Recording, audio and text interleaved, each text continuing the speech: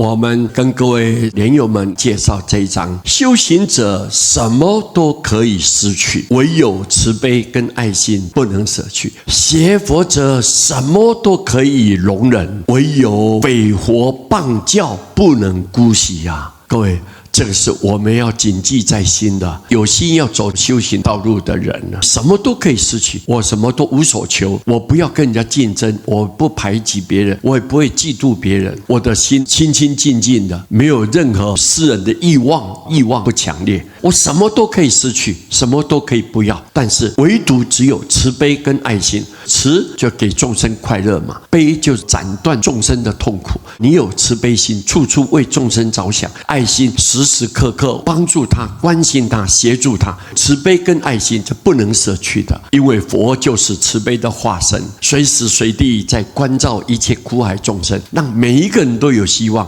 让每一个人都有依靠，让每一个人都能够解脱。佛就是一直为我们着想，所以我们是佛的弟子啊，应该要谨记在心，什么都可以失去，因为这外在一切本来都是希望不实的，没有办法带到另外一个世界。既然如此，我们为什么一定要去占有它，去拼命的争夺它？没有必要。学佛者什么都可以容忍，能够有包容的心，有忍耐的心。别人欺负你、诽谤你，或者是糟蹋你，用话来打压你，或者动作很粗鲁的藐视你、对待你，我什么都可以容忍的。对我个人来讲，那无所谓，不增加也不减少。但是唯独只有一件事情，你诽谤佛教，佛告诉你世间的真相一定有因果，你的魂永远不生不灭，跟你讲说善恶不施，讲说因果是不空的，这些道理这么重要，但是你偏偏故意造谣啦、颠倒啦、诽谤佛陀啊，那这个过失很大，因为你这一种谬论、这种不正确的想法跟念头，会影响到其他的众生。我们一定要站出来，应该当下就指正他、指导他。那这样子的话，我们是真正的修行人。你是一个学佛的人，你是爱护佛教、帮助佛教。我们以佛教兴亡为己任，以佛教光大为目标。我们应该要责无旁贷，把佛法能够弘扬十方各地，让众生都能够相信，能够接受，而且能够好好依照道理来修行，大家都可以成就，都可以到西方。哎呀，这个功德无量，